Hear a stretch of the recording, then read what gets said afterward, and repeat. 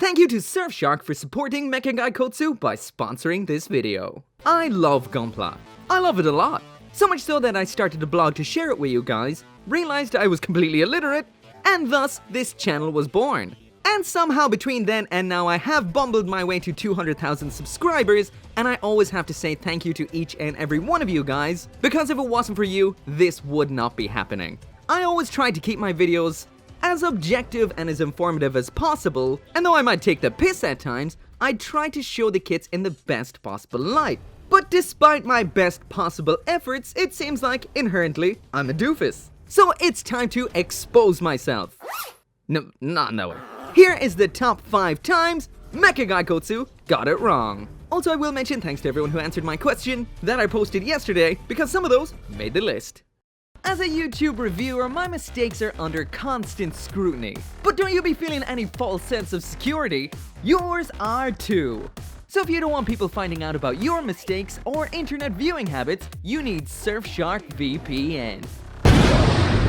Hey, I'm Spooky the Net Gremlin, and I live for dark, shady internet shenanigans like data theft, tracing, surveillance, and commercial targeting. You beat me at Minecraft? You bet your booty you're getting your butt swatted. But oh no, you've got Surfshark VPN, so you're safe. Also, are you in quarantine? Time to catch up on some Gundam anime, but wait, not on your country's Netflix? Not a problem. With Surfshark VPN, you can set your country as Japan, jump on Japanese Netflix, and spend your isolation days watching Mobile Suit Gundam from the beginning. Oh wait, what's this? Twitter's exploding with B-stars tweets? How quaint. I watched that months ago on Japanese Netflix, with all English subs, using Surfshark VPN. Link in the description. Use my code MECHA at Surfshark to get 83% off and 1 month free. Now on to the video.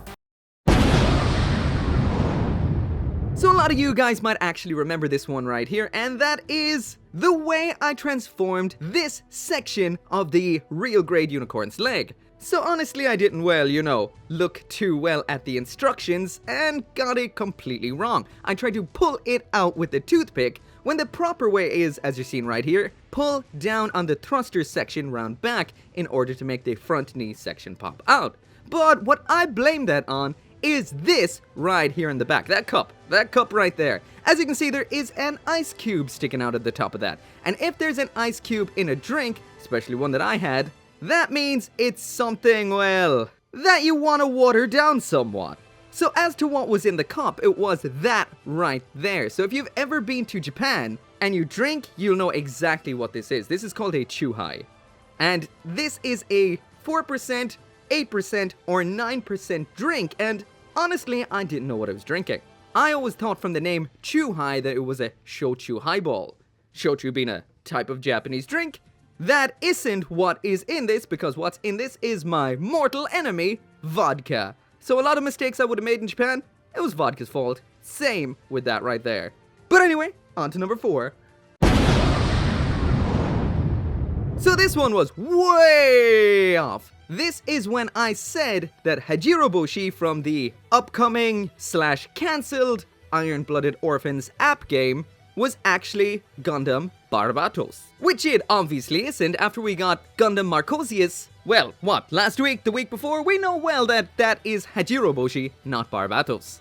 So this was more of a wish and a dream and a hope and a prayer than actual factual evidence. So I guess it's just whoever designed the character that is Wistario Afam, that is in the upcoming / cancelled app game, basically just took the design of this kid right here, and they're probably the designer themselves, and made a character that was pretty much identical. So everything else in my argument was just kind of conjecture and grasping at straws.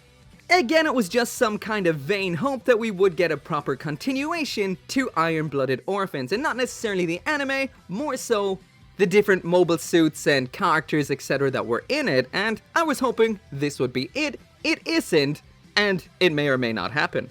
Either way, we did get Gundam Marcosius, which is a pretty awesome design. You can check out that review. And more than likely, we will be getting Hajiroboshi, hopefully.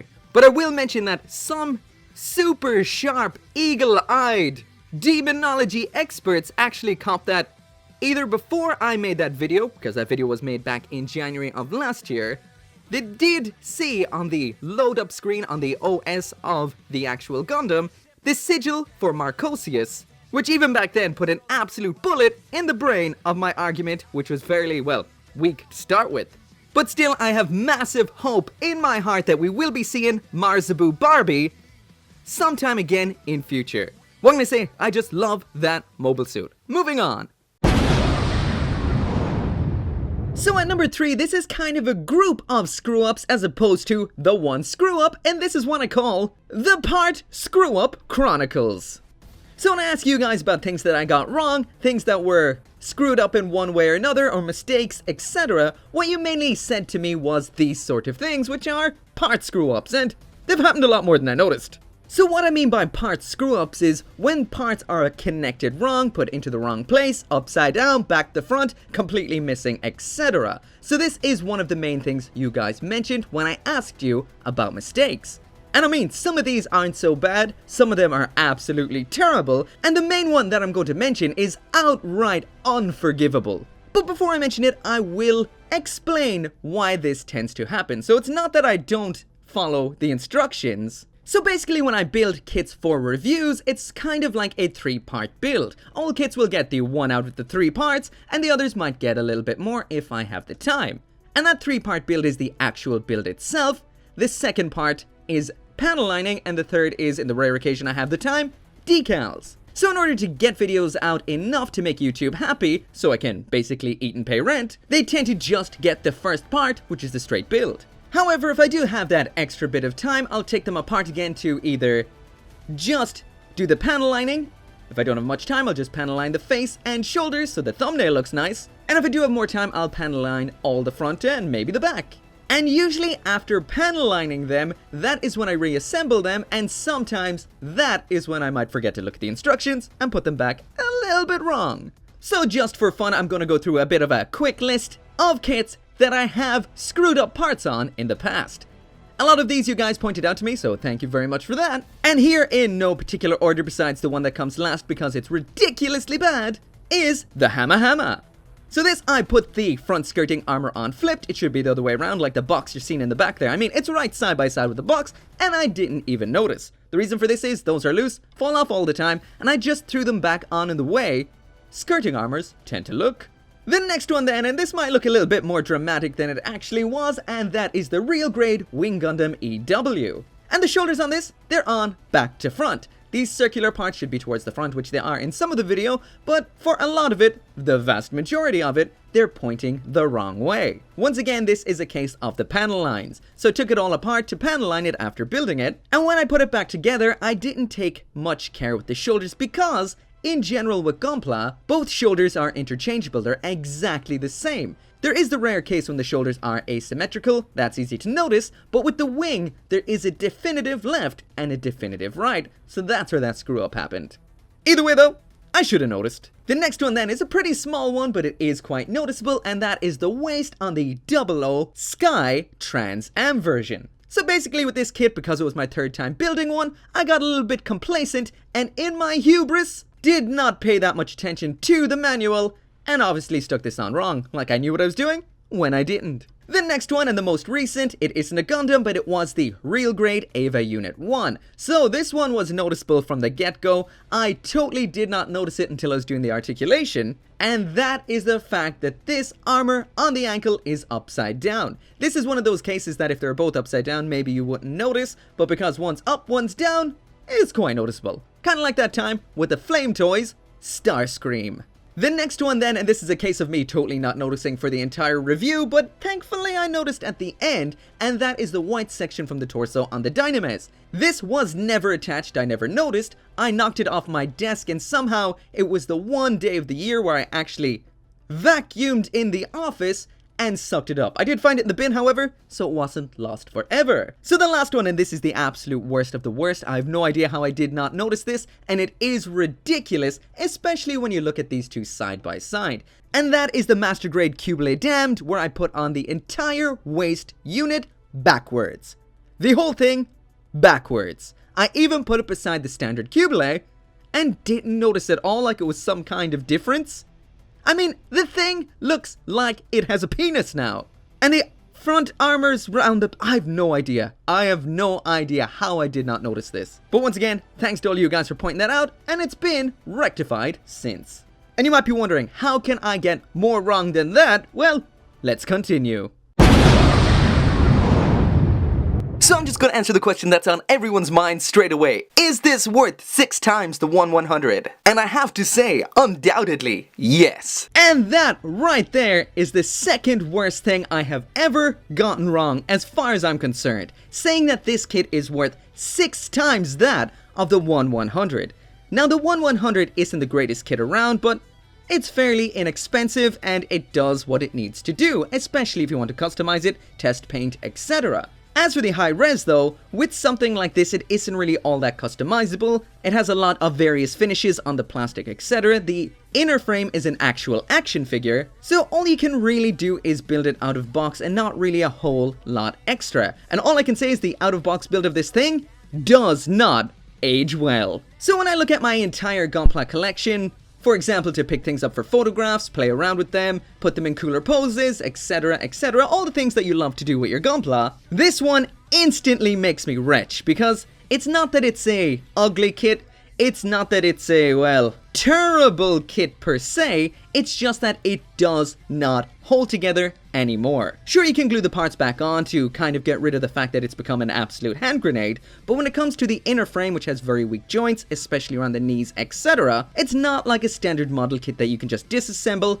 tighten up, and reassemble. It is an action figure, so it gets a lot more involved, and the potential for breakage gets much, much higher. Of course, this is quite forgivable. It was the first ever high-res ever, but just to kind of boil down its issues really quickly, it's got super brittle plastic that will break really easily on you. For some reason, parts don't seem to fit like they used to fit anymore.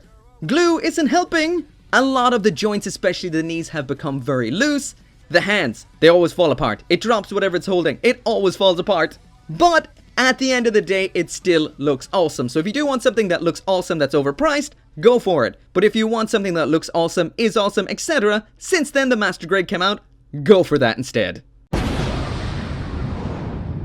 So yeah, as for that number one worst thing that I ever got wrong, so without a doubt this is the most potentially dangerous screw up that I have ever made. And that is recommending something like nail varnish to tighten up joints. So before I actually get into the why and why not to use nail varnish to tighten up joints, and why in this case I wasn't necessarily wrong, I am just going to give a bit of a backstory to those who have not seen the video. So basically, after the Gundam Barbatos Lupus Rex came out, the 1/100 version that is, it had absolutely no ability whatsoever to hold up its weapons right out of the box. So usually in that case what I do is paint some joints, they tighten up, and it is good to go. So I wanted to share that with you guys, but not everyone has paint lying around, so I took a look at some other options that you may have, and the one I kind of settled on was nail varnish. So I will say at this point, in my defense, I did see this in a Japanese magazine, or maybe one of those kind of books that has all the articles from magazines together. I can't actually find out which one it was or when I saw it, so it is an actually used technique. But the one thing I did not read while just flicking through pictures in it in a recycled bookstore one day and not even buying it, is that there are a lot of different types of nail varnish out there. Thankfully the one that I used was actually fine, but some of them use particular solvents, whether they're enamel, lacquer, acrylic, whatever you have it, I'm not sure, I don't paint my nails. But certain solvents that are in a lot of common nail varnishes are not plastic okay. Very not plastic okay. Some solvents can make certain plastics very brittle, that if you move them around a lot they will break, or even worse, some solvents will outright melt your plastic. The one that I actually had in the video, I'm not necessarily sure what it was or what was in it, but it was lacking the particular solvents that would melt up your stuff, but some of them will melt them a lot, so beware. So just to err on the side of caution, I say do not use nail varnish at all. Make sure whatever you're going to coat your joint with, whether it be paint, top coat, varnish, etc., is designed with plastic in mind. That way you're a lot less likely to screw up your hard-earned Gunpla. There is one other household item knocking around that you can use that is plastic safe, and that of course is super glue. However, once again be careful. wait for it to dry. If you put super glue on the ball of one of your loose joints, don't stick it straight into the joint. Wait for it to dry and you'll be good to go. But once again, I say err on the side of caution and stick to paints and varnishes and let them dry. So anyway, that is it for me exposing myself. That was my top 5 things that I got totally wrong. Number 1 by far is definitely the worst. There is nothing worse than spreading misinformation, so my apologies if you tried it and it didn't work out for you. I am extremely sorry. But anyway, if there is some things I got wrong, screwed up, mixed up, etc., drop them all down in the comments so we can all see and all have a good laugh. And in future, I will try to keep the mistakes, misinformation, etc. to a minimum, but that's probably not gonna happen. Anyway, as always, thank you so much for watching. Thank you to Surfshark VPN for sponsoring this video. As always, make sure to come back for more top 10s, top 5s, Gundams, Gunpla reviews, etc. And I will see you next time.